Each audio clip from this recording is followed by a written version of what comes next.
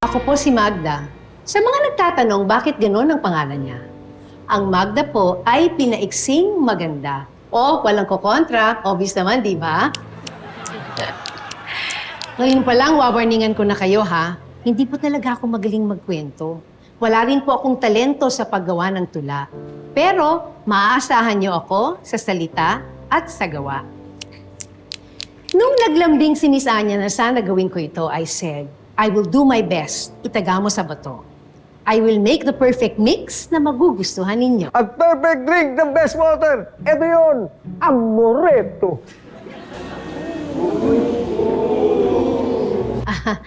I'm really so sorry for my friend. Huwag niyo na lang po siyang papansinin. Yung friendship namin ni Miss Anya ang mas importante sa akin.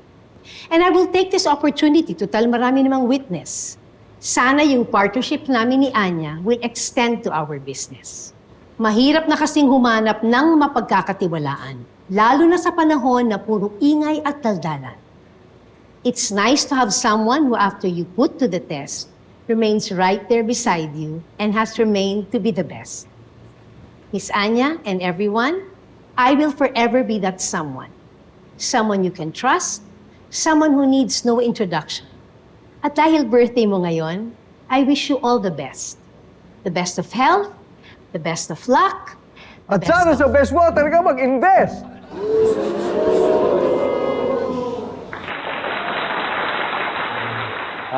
Magandang gabi po. Ako po si Pito.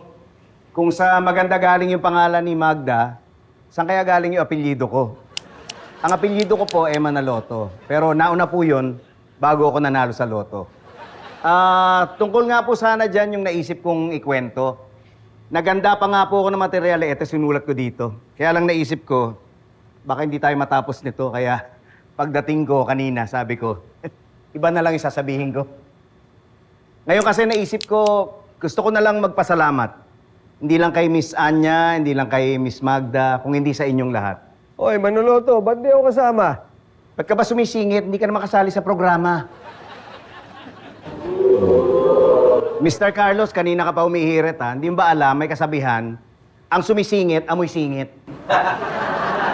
Yung mga katabi nyo, ha, huwag kayong masyadong didikit. Yung pagiging amoy singit, nakakahawa, parang walang lunas na sakit. Mabalik tayo sa sinasabi ko bago ako siningitan nun. Napansin ko lang kasi parang ang bilis na ng panahon. Oo, importante sa isang kumpanya yung merong tuloy-tuloy na kita. Pero kung puro pagkikwenta ng pera ang lagi mong nakikita, hindi mo makikita na hindi lang yung kumita ng pera ang mahalaga. Marami ng mga bagay ang hindi nyo pinapansin ngayon, pero laging nasa isip natin nung mga bata pa tayo noon. Maraming mga pangarap ang sinukuan na natin dahil sa tagal ng panahon, pero ito ba talaga yung totoo nating ambisyon? Yung mga kabataan na nagsalita kanina, kitang-kita ko sa kanilang mga mata. Yung bawat salitang binabanggit ng bawat nila, pinagdarasal ko na sana madala hanggang sa pagtanda nila. Kasi si Miss Anya, ngayong tumuntong na ng 50, pero in fairness, hindi halata. Yung puso niya parang bata, parang hindi tumatanda. At sa totoo lang, Miss Anya, dahil na-inspire ako sa'yo, hindi ko yata kaya na hindi magregalo.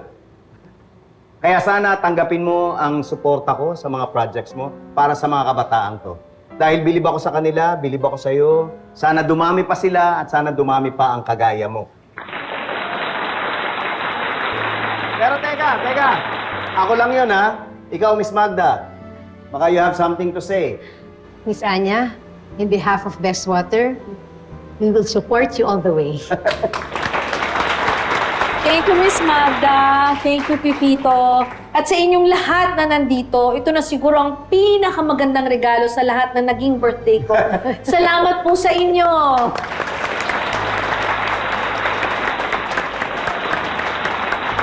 Thank you. Thank you.